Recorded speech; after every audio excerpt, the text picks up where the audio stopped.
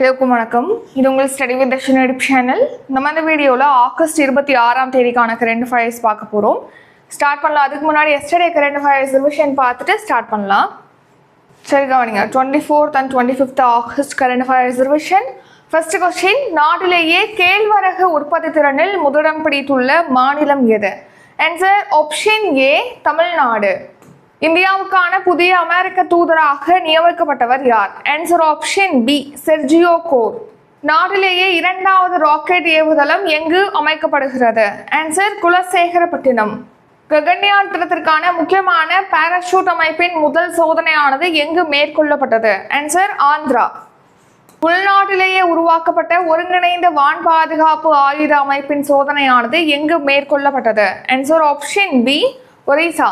சர்வதேச பெரிய பூனைகள் கூட்டணியில் தற்போது எந்த நாடு அதிகாரப்பூர்வமாக இணைந்துள்ளது? ஆன்சர் நேபாளம். பயங்கரவாத தடுப்பு நடவடிக்கைகளுக்காக பெண் கமாண்டோக்களை கொண்ட தனி பிரிவை உருவாக்க எந்த படை திட்டமிட்டுள்ளது? Answer CISF central industrial security force. எட்டாவது கேள்வி, ஆசிய துப்பாக்கி சுடுதல் சாம்பியன்ஷிப் போட்டியில் இந்தியாவின் இளவேனில் வாளறிவன் அர்ஜுன் பபுதா இணை டேஷ் பதக்கம் வென்றுள்ளது? ஆன்சர் ஆப்ஷன் ஏ தங்கப்பதக்கம்.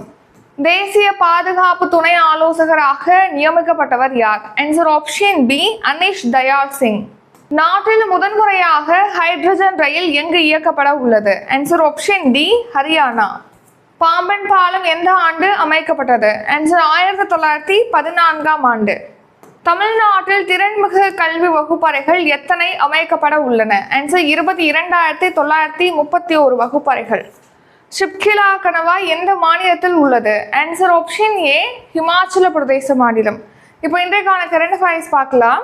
சரி கவனிங்க. ஃபர்ஸ்ட் கொஸ்டின், 2025ஆம் ஆண்டுக்கான தேசிய நல்லாசிரியர் விருது பெறும் தமிழக ஆசிரியர் யார்? Answer option B Revathi Parameswaran. So இப்போ இந்த வருஷத்துக்கான தேசிய நல்லாசிரியர் விருதானது அறிவிச்சிருக்காங்க. அதில் தமிழ்நாட்டை சேர்ந்த 2 ஆசிரியர்கள் இந்த தேசிய நல்லாசிரியர் விருதுக்கு தேர்வாயிருக்காங்க. ஸோ இந்த தேசிய நல்லாசிரியர் விருது அப்படிங்கிறது ஒவ்வொரு வருஷமும் ஆசிரியர்கள் தினமான செப்டம்பர் 5ஆம் தேதி வழங்குறோம். செப்டம்பர் 5ஆம் தேதி யாருடைய பிறந்த நாள்? யாருடைய பிறந்த நாளை நம்ம ஆசிரியர்கள் தினமாக செலிப்ரேட் பண்ணுறோம் அப்படிங்கிறத நீங்கள் கமெண்ட் பண்ணுங்கள். இது உங்களுக்கான கொஸ்டின். கவனிங்க, தேசிய நல்லாசிரியர் விருதானது ஒவ்வொரு வருஷமும் ஆசிரியர்களுக்கு கல்வித்துறை சார்பில், மத்திய அரசுடைய கல்வித்துறை சார்பில் வழங்கப்படுது.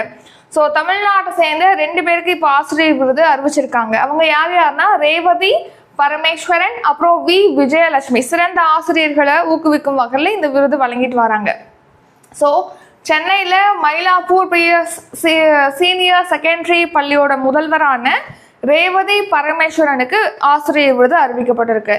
அடுத்து திருப்பூரை சேர்ந்த உடுமலைப்பேட்டை பாரதியார் நூற்றாண்டு அரசு மேல்நிலை பள்ளி ஆசிரியரான வி விஜயலட்சுமி, இவங்களுக்கும் தேசிய நல்லாசிரியர் விருது வழங்கப்பட்டிருக்கு, அறிவிக்கப்பட்டிருக்கு. இது மட்டும் இல்லாமல் புதுச்சேரியை சேர்ந்த வி ரெக்ஸ் அப்படிங்கிற ராதாகிருஷ்ணன் என்பவங்களுக்கும் இந்த நல்லாசிரியர் விருது அறிவிக்கப்பட்டிருக்கு. இவர் தில்லையாடி வள்ளியம்மை அரசு உயர்நிலை பள்ளி ஆசிரியர். அடுத்த இரண்டாவது கேள்வி, கடல்சார் சர்வதேச உச்சி மாநாடு எங்கு நடைபெற உள்ளது? Answer option C Mumbai. So மும்பையில் பார்த்தீங்கன்னா இப்போ கடல்சார் உச்சி மாநாடானது நடைபெற இருக்கு. சர்வதேச கடல்சார் உச்சி மாநாடு இப்போ மும்பையில நடக்க போகுது. எந்த பேர்ல அப்படின்னா இந்திய கடல்சார் வாரம் 2025 அப்படிங்கிற பேர்ல கடல்சார் உச்சி மாநாடு நடக்க போகுது. ஸோ கடல் சம்பந்தமான துறைமுகத்தை மேம்படுத்துறது, சரக்கு முனையங்களை மேம்படுத்துறது, அந்த மாதிரியான விஷயங்கள், முதலீடுகளை ஈர்க்கிறது முக்கியமாக. ஸோ 80,000 கோடி வரைக்கும் முதலீடுகளை ஈர்க்கும் வகையில் இப்போ கடல்சார் உச்சி மாநாடு அப்படிங்கிறது மும்பையில் நடக்க போது ஒரு 5 டேஸ்க்கு அக்டோபர் 27லேருந்து 31ஆம் தேதி வரைக்கும். அது மட்டும் இல்லாமல் பார்த்தீங்கன்னா இப்போ வதவன் துறைமுகம் அப்படிங்கிறது அமைக்கிறாங்க. அதிநவீன ஆழ்கடல் துறைமுகம். ஏற்கனவே நம்ம விழிஞ்சம் துறைமுகமானது ஆழ்கடல் துறைமுகம் சொல்லிட்டு நம்ம பார்த்துருப்போம்.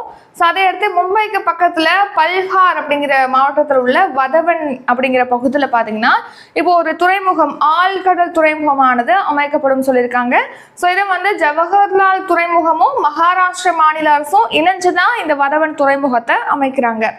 அதுக்கடுத்து இப்போ ஏற்றுமதி செய்யறது, இறக்குமதி செய்யறது, இந்த நடவடிக்கைகளை எளிமையாக்கணும் அப்படின்னா அதுக்கு சரக்கு பெட்டக முனையம், இந்த மாதிரியான வசதிகள்லாம் நமக்கு தேவைப்படுது. ஸோ அதை நடவடிக்கைகள் ஏற்றுமதி இறக்குமதி எளிமையாக்குறதுக்காக பாரத் கண்டெய்னர் ஷிப்பிங் லைன் அப்படிங்கிற புதிய கப்பல் நிறுவனமானது தொடங்கப்படும் அப்படின்னு சொல்லிட்டு தெரிவிச்சிருக்காங்க. அடுத்த ரீசன் நியூஸ், குவாட் கூட்டமைப்புடைய உச்சி மாநாடு இந்த வருஷம் இந்தியா நடத்த போகுது. அடுத்து பிரிக்ஸ் உச்சி மாநாடு வந்து ரியோ டி ஜெனிரோல நடைபெற்றது. G20 கூட்டமைப்புடைய வெளியுறவுத்துறை அமைச்சர்கள் மாநாடு தென்னாப்பிரிக்காவில் நடைபெற்றிருக்கு. அடுத்த 6வது பிம்ஸ்டெக் மாநாடு தாய்லாந்து நாட்டின் தலைநகரான பேங்காக்ல நடைபெற்றிருக்கு. ஐக்கிய நாடுகள் காலநிலை மாற்ற மாநாடு, அதாவது இந்த வருஷம் பார்த்தீங்கன்னா பிரேசில்ல பெலம் நகரத்துல தான் இந்த காலநிலை மாற்ற மாநாடு அப்படிங்கிறது நடக்க போகுது. சமீபத்தில் இந்தியாவிற்கும் எந்த நாட்டிற்கும் இடையே 7 வர்த்தக ஒப்பந்தங்கள் கையெழுத்தாகி உள்ளன. Answer Fiji. ஸோ இப்போ இந்தியாவுக்கும் ஃபிஜி நாட்டுக்கும் இடையே தான் ஒரு 7 ஒப்பந்தங்களானது கையொப்பமாயிருக்கு. இப்போ ஃபிஜி நாட்டுடைய பிரதமரான சிரிவேணி லிகமமடா ரபுகா இவர் வந்து நம்ம இந்தியாவுக்கு வந்திருக்காரு. ஸோ அதை எடுத்து தான் இந்தியாவுக்கும் ஃபிஜி நாட்டுக்கும் இடையே ஒரு 7 ஒப்பந்தங்கள். எது தொடர்பா அப்படின்னா மருந்து, அப்புறம் திறன் மேம்பாடு, வர்த்தகம், இது போன்ற துறைகளில் ஒத்துழைப்பை ஏற்படுத்தும் வகையில் தான் இப்போ ஒரு 7 ஒப்பந்தங்களானது கையொப்பமாயிருக்கு. அது மட்டும் இல்லாமல் பிரதமர் மோடி அவர்கள் பார்த்தீங்கன்னா ஃபிஜி நாட்டுக்கு ஒரு 12 வேளாண் பயன்பாட்டுக்கான ட்ரோன், அடுத்து 2 நடமாடக்கூடிய மண் பரிசோதனை ஆய்வகங்களானது பரிசீலிக்கப்படும் அப்படின்னு அறிவிச்சிருக்காங்க. 4வது கேள்வி, INS உதயகிரி எந்த நிறுவனத்தால் கட்டப்பட்டது? ஆன்சர் ஆப்ஷன் ஏ MDL, அதாவது மசாகன் டாக் ஷிப்பில்டர்ஸ் லிமிடெட். மும்பையில் இருக்கக்கூடிய மசாகன் கப்பல் கட்டும் நிறுவனத்தினால தான் INS உதயகிரி கப்பலானது கட்டப்பட்டிருக்கு. ஸோ அதாவது ப்ராஜெக்ட் 17A அப்படிங்கிற திட்டத்தின் கீழ் பார்த்தீங்கன்னா ஒரு 7 சிறிய ரக போர்க்கப்பல்களை தயாரிக்கிறதுக்காக திட்டமிட்டிருப்பாங்க ப்ராஜெக்ட் 17A திட்டத்தில். அந்த 7 கப்பல்கள் என்னென்ன அப்படின்னா நீலகிரி, ஹிம்கிரி, தாராகிரி, உதயகிரி, துணாகிரி, விருதகிரி, மகேந்திரகிரி. இப்போ இதெல்லாம் வந்து மலைகளோட பேர் தான் அந்த INS போர்க்கப்பல்களுக்கு சூட்டுறாங்க. இந்த 7 கப்பல்கள் ப்ராஜெக்ட் 17A திட்டத்தின் கீழ் கட்டப்படுது. ஒவ்வொரு கப்பலும் 4000 கோடி மதிப்பீட்டில் கட்டப்படும் அப்படின்னு சொல்லிட்டு ஒப்பந்தம் மேற்கொண்டிருப்பாங்க. ஸோ அதன்படி இப்போ INS உதயகிரி கப்பலானது தயாராயிருக்கு, INS ஹிம்கிரி கப்பலானது தயாராயிருக்கு. ஏற்கனவே INS நீலகிரி இந்திய கடற்படையில் இணைக்கப்பட்டதுன்னு சொல்லிட்டு நம்ம பார்த்துருப்போம். மும்பை மசாகன் கப்பல் கட்டும் நிறுவனத்தில் கட்டி அதை வந்து இந்திய கடற்படையில் இணைச்சிருப்பாங்க. ஸோ அதை எடுத்து இப்போ INS உதயகிரி, INS ஹிம்கிரி கட்டப்பட்டிருக்கு. இது இந்திய கடற்படையில் இணைக்கப்படுவதாக தெரிவிச்சிருக்காங்க. ஒவ்வொரு கப்பலும் பார்த்தீங்கன்னா இதோட நீளம் வந்து 488 அடி நீளம் கொண்டது, அகலம் 58 அடி அகலம் கொண்டது, எடை வந்து 6670 டன் எடை கொண்டது. ஸோ இதெல்லாமே சிறிய ரக போர்க்கப்பல்கள். ஏவுகணைகளை லான்ச் பண்ணலாம், அதாவது ஒளியை விட 3 மடங்கு வேகமாக செல்லக்கூடிய பிரம்மோஸ் ஏவுகணை. பிரம்மோஸ் ஏவுகணை அப்படிங்கிறது இந்தியா ரஷ்யா கூட்டு முயற்சினால உருவாக்கப்பட்டது. பிரம்மோஸ் ஏரோஸ்பேஸ் அப்படிங்கிற நிறுவனத்தினால அது உருவாக்கப்படுதுன்னு சொல்லிட்டு பார்த்துருப்போம். ஸோ பிரம்மோஸ் ஏவுகணை, நெக்ஸ்ட் பராக் ஏவுகணை, 76 மில்லிமீட்டர் துப்பாக்கிகள், அடுத்து நீர்மூழ்கி கப்பல்களை அழிக்கக்கூடிய அதிநவீன ஏவுகணைகள்லாம் இந்த போர்க்கப்பலில் பொருத்தப்பட்டிருக்கு அப்படின்னு சொல்லிட்டு தெரிவிச்சிருக்காங்க. நெக்ஸ்ட் பாருங்க, இந்தியாவில் பார்த்தீங்கன்னா கடற்படையில் வந்து ஒரு 135க்கும் மேற்பட்ட போர்க்கப்பல்கள் இருக்கு. அதில் விமானம் தாங்கி போர்க்கப்பல் அப்படின்னு பார்த்தோம்னா INS விக்ரமாதித்யா, INS விக்ராந்த் இதெல்லாம் வந்து விமானம் தாங்கிய போர்க்கப்பல். 20க்கும் மேற்பட்ட நீர்மூழ்கி கப்பல்களும் இருக்கு. இதில் INS விக்ராந்த் அப்படிங்கிறது உள்நாட்டிலே உருவாக்கப்பட்ட, இந்தியாவிலே முதன்முறையாக உள்நாட்டில் உருவாக்கப்பட்ட விமானம் தாங்கி போர்க்கப்பல்.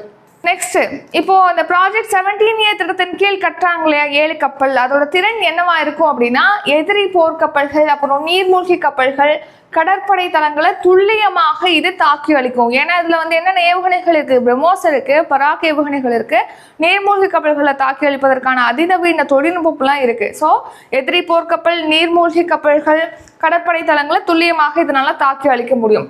அடுத்து இந்திய கடற்படையில் பார்த்தீங்கன்னா 2030க்குள்ள போர்க்கப்பல்களோட எண்ணிக்கையை 160ஆக இன்க்ரீஸ் பண்ணுறதுக்கு திட்டமிட்டிருக்காங்க. அதை 200ஆக மாற்றணும்னு சொல்லிட்டு 2035க்கு வந்து இலக்கு நிர்ணயிச்சிருக்காங்க. அடுத்து ரீசன் நியூஸ், INS நிர்தேஷாக்கு வந்து இப்போ ரீசெண்டாக இந்திய கடற்படையில் இணைச்சிருக்காங்க. INS நிர்தேஷாக் அப்படிங்கிறது ஒரு ஆய்வு கப்பல், 2வது ஆய்வு கப்பல். அப்போ முதல் ஆய்வு கப்பல் எதுனா சந்தையாக், இது வந்து கார்டன் ரீச் கொல்கத்தாவில் உள்ள கார்டன் ரீச் கப்பல் கட்டும் தளத்தில் கட்டப்பட்டிருக்கு. அடுத்த அதிநவீன நீர்மூழ்கி கப்பலான INS வாக்ஷீர் வந்து இப்போ ரீசெண்டாக இந்திய கடற்படையில் இணைச்சிருக்காங்க. இது மும்பையில் தான் கட்டியிருக்காங்க, மசாகன் கப்பல் கட்டும் தளத்தில். அடுத்த உலகின் மிகப்பெரிய சரக்கு கப்பல் எது அப்படின்னா MSC இரினா. உள்நாட்டிலே வடிவமைக்கப்பட்ட முதல் நீர்மூழ்கி எதிர்ப்பு போர்க்கப்பல் எது அப்படின்னா அர்னாலா. பெரிய ரக தாக்குதல் போர்க்கப்பலான INS சூரத்தும் மும்பையில் தான் கட்டப்பட்டிருக்கு. INS நீலகிரியும் மும்பையில் மசாகன் கப்பல் கட்டும் நிறுவனத்தில் தான் கட்டப்பட்டிருக்கு. காமன்வெல்த் பளுதூக்குதல் சாம்பியன்ஷிப் போட்டியில் இந்தியாவின் மீராபாய் சானு எந்த எடை பிரிவில் தங்கம் வென்றார்? ஆன்சர் 48 கிலோ எடை பிரிவு. ஸோ இப்போ ரீசெண்டாக அகமதாபாத்தில் நடைபெற்ற காமன்வெல்த் பளுதூக்குதல் சாம்பியன்ஷிப் போட்டியில் இந்திய வீராங்கனை மீராபாய் சானு அவர்கள் வந்து 48 கிலோ எடை பிரிவில் தங்கப்பதக்கம் வின் பண்ணியிருக்காங்க. ஸோ எவ்வளோ வெயிட் லிஃப்ட் பண்ணி எவ்வளோ எடையை தூக்கி இவங்க அந்த தங்கப்பதக்கத்தை வின் பண்ணியிருக்காங்க அப்படின்னா 193 கிலோவை தூக்கியிருக்காங்க. So Mirabai Chanu 48 kilo category weight கேட்டகரியில் ஸ்நாட்ச் பிரிவில் 84 கிலோ, க்ளீன் அண்ட் ஜர்க் பிரிவில் 109 கிலோன்னு சொல்லிட்டு மொத்தமாக இவங்க 193 கிலோ எடையை தூக்கி தங்கப்பதக்கத்தை வின் பண்ணியிருக்காங்க. மீராபாய் சானு பார்த்தீங்கன்னா லாஸ்ட்டாக 2021 நடந்த டோக்கியோ ஒலிம்பிக் போட்டியில் இவங்க வெள்ளிப்பதக்கமும் வின் பண்ணியிருக்காங்க. ஆறாவது கேள்வி, நீருதண்டா கீழ்கண்ட எந்த விளையாட்டுடன் தொடர்புடையவர்? ஆன்சர் துப்பாக்கி சுடுதல். நம்ம கண்டினியூஸாக பார்த்தீங்கன்னா இந்த 16வது ஆசிய துப்பாக்கி சுடுதல் சாம்பியன்ஷிப் போட்டி பற்றி பார்க்குறோம். கஜகஸ்தானில் நடைபெற்றது ஷிம்கண்ட் நகரத்துலன்னு சொல்லிட்டு. ஸோ அதில் இப்போ இந்திய வீராங்கனை நீருதண்டா பார்த்தீங்கன்னா தங்கப்பதக்கம் வின் பண்ணியிருக்காங்க. எந்த பிரிவில் எந்த கேட்டகரியில் இவங்க தங்கப்பதக்கம் வின் பண்ணியிருக்காங்கன்னா மகளிர் ட்ராப் பிரிவில் வந்து இவங்க தங்கப்பதக்கம் வின் பண்ணியிருக்காங்க. அதே பிரிவில் பார்த்தீங்கன்னா மற்றொரு இந்திய வீராங்கனை ஆஷிமா அஹ்லாவத் வந்து வெண்கல பதக்கம் வின் பண்ணியிருக்காங்க. ஸோ இது வந்து ட்ராப் தனிநபர் பிரிவில். அதே அணிகள் பிரிவு மகளிருக்கான ட்ராப் அணிகள் பிரிவில் நீருதண்டா, அப்புறம் ஆஷிமா அஹ்லாவத், பிரீத்தி ரஜக் இவங்க அடங்கிய அணியானது தங்கப்பதக்கம் வின் பண்ணியிருக்காங்க. ஆடவருக்கான ட்ராப் பிரிவில் பவுனேஷ் மெந்த்ராட்டா வந்து வெள்ளி பதக்கம் வின் பண்ணியிருக்காங்க. மகளிருக்கான 25 மீட்டர் பிஸ்டல் அணிகள் பிரிவில் இந்திய வீராங்கனை மானு பாக்கர், இஷா, சிம்ரன் பிரீத் கவுர் இவங்க வந்து வெண்கல பதக்கம் வின் பண்ணியிருக்காங்க. மகளிருக்கான ஜூனியர் 25 மீட்டர் பிஸ்டல் பிரிவில் பயல் காத்ரி, அப்புறம் நம்யா கபூர், தேஜஸ்வனி இவங்க வந்து வருஷ தங்கம் வெள்ளி வெண்கலம் சொல்லிட்டு வின் பண்ணியிருக்காங்க. மகளிர் ஜூனியர் 25 மீட்டர் பிஸ்டல் அணிகள் பிரிவில் பயல் காத்ரி, நம்யா கபூர், தேஜஸ்வனி இவங்க அடங்கிய அணியானது வெள்ளி பதக்கம் வின் பண்ணியிருக்காங்க. ஏழாவது கேள்வி, விடியல் பயண திட்டம் எந்த ஆண்டு தொடங்கப்பட்டது? ஆன்சர் 2021 மே 8ஆம் தேதி தான் விடியல் பயண பேருந்து திட்டம் அப்படிங்கிறது தொடங்கியிருப்பாங்க. அதாவது பெண்கள், அப்புறம் மாற்றுத்திறனாளிகள், திருநங்கைகள் இவங்கெல்லாமே வந்து இலவசமாக அரசு பேருந்துகளில் பயணிக்கும் வகையில் விடியல் பயண திட்டமானது 2021 மே 8ஆம் தேதி தொடங்கியிருப்பாங்க. இப்போ இந்த திட்டத்தின் கீழ் பார்த்தீங்கன்னா சென்னையில் ஒரு 248 மகளிர் விடியல் பேருந்துகளை முதலமைச்சர் ஸ்டாலின் அவர்கள் தொடங்கி வச்சிருக்காங்க. ஸோ இந்த ஸ்கீம் 2021 மே 8ஆம் தேதி தொடங்கப்பட்டது. ஸோ அது மட்டும் இல்லாமல் முதலமைச்சர் ஸ்டாலின் அவர்கள் பார்த்தீங்கன்னா ஒவ்வொரு வருஷமும் இப்போ முதலமைச்சர் கோப்பை போட்டிகளானது நடத்திட்டு வராங்க. ஸோ இந்த வருஷத்துக்கான போட்டியை தொடங்கி வச்சிருக்காங்க. எட்டாவது கேள்வி, காலை உணவு திட்டம் பற்றிய தவறான கூற்றை தேர்ந்தெடுக்க. ஸோ கவனிங்க, ஃபர்ஸ்ட் கூற்று, இத்திட்டத்தால் மாணவர்களிடம் நோய் எதிர்ப்பு சக்தியை அதிகரிப்பதாக ஆய்வு முடிவுகளில் தெரிய வந்துள்ளது. அடுத்து, அனைத்து பள்ளிகளிலும் செயல்படுத்தப்படுகிறது. நகர்ப்புற அரசு உதவி பெறும் பள்ளிகளில் காலை உணவு திட்டம் ஆகஸ்ட் 26 விரிவாக்கம் செய்யப்பட்டது. அடுத்து, அரசு உதவி பெறும் பள்ளிகளில் மட்டும் செயல்படுத்தப்படுகிறது அப்படி சொல்லி கொடுத்துருக்காங்க. ஸோ கரெக்டான ஆன்சர் என்ன? காலை உணவு திட்டம் பற்றிய தவறான கூற்று தானே கேட்டிருக்காங்க. ஸோ இதில் வந்து அனைத்து பள்ளிகளிலும் செயல்படுத்தப்படுகிறது அப்படிங்கிறது தவறு. அதே மாதிரி அரசு உதவி பெறும் பள்ளிகளில் மட்டும் செயல்படுத்தப்படுகிறது அப்படிங்கிறது தவறு தான். ஸோ இதில் 2 ஸ்டேட்மெண்ட் வந்து தப்பு. மற்றபடி இதனால இந்த காலை உணவு கொடுக்கறதுனால மாணவர்கள்ட்ட வந்து நோய் எதிர்ப்பாற்றல் சக்தியானது ஏற்படுதுன்னு சொல்லிட்டு ஆய்வுகளில் தெரிவிச்சிருக்காங்க. இப்போது நகர்ப்புறத்தில் அரசு உதவி பெறும் பள்ளிகளுக்கும் இந்த ஸ்கீம் வந்து எக்ஸ்டெண்ட் பண்ணியிருக்காங்க. ஆகஸ்ட் 26ஆம் தேதி முதலமைச்சர் ஸ்டாலின் அவர்கள் அனைத்து பள்ளிகளிலும் தொடங்கப்பட்டிருக்கு அப்படிங்கிறது தவறு. ஸோ ஒன்லி தொடக்க பள்ளிகளில் தான் லான்ச் பண்ணியிருக்காங்க. இப்போ தான் நகர்ப்புற அரசு உதவி பெறும் தொடக்க பள்ளிகளுக்கும் அதை எக்ஸ்டெண்ட் பண்ணியிருக்காங்க. ஸோ நகர்ப்புற அரசு உதவி பெறும் பள்ளிகள்லையும் காலை உணவு திட்டத்தோட விரிவாக்கத்தை முதலமைச்சர் ஸ்டாலின் அவர்கள் இன்றைய தினமான ஆகஸ்ட் 26ஆம் தேதி சென்னை மயிலாப்பூர் புனித சூசையப்பர் தொடக்க பள்ளியில் வந்து தொடங்கி வைக்கிறாங்க. ஸோ இதன் மூலமாக 2429 நகர்ப்புற அரசு உதவி பெறும் பள்ளிகளை சேர்ந்த 3.06 லட்சம் குழந்தைகள் வந்து பயன்பெறுவாங்க. ஏற்கனவே இந்த திட்டத்தினால 34,987 பள்ளிகளில் படிக்கக்கூடிய 17,53,257 மாணவ மாணவிகள் வந்து பயன்பெற்றுட்டு வராங்க. இப்போ நகர்ப்புற அரசு உதவி பெறும் பள்ளிகளுக்கும் எக்ஸ்டெண்ட் பண்றதுனால கிட்டத்தட்ட 3 லட்சம் பேர் வந்து பயன்பெறாங்க. ஸோ இதனால இந்த ஸ்கீம்னால காலையில் உணவு சாப்பிட்றதுனால இந்த மாணவர்கள் வகுப்பறைகளில் உன்னிப்பாக வந்து பாடங்களை கவனிக்கிறாங்க. இப்போ அந்த பசியோடு இருக்கும்போது கவனிக்க முடியாது இல்லையா, ஸோ பாடத்தை கவனிக்கிறாங்க, அவங்களுக்கு நோய் எதிர்ப்பு சக்தியானது அதிகரிக்குதுன்னு சொல்லிட்டு ஆய்வுகளில் தெரிவிச்சிருப்பதாகவும் நம்மக்கிட்ட சொல்லியிருக்காங்க. நெக்ஸ்ட் 9வது கேள்வி, சுதந்திர இந்தியாவின் முதல் மத்திய உள்துறை அமைச்சர் யார்? ஆன்சர் சர்தார் வல்லபாய் படேல். ஸோ சுதந்திர இந்தியாவுடைய முதல் உள்துறை அமைச்சர் சர்தார் வல்லபாய் படேல். அவருடைய பிறந்த நாள் வந்து அக்டோபர் 31. ஸோ அதை வந்து நம்ம ஒற்றுமை தினமாக செலிப்ரேட் பண்ணுறோம்.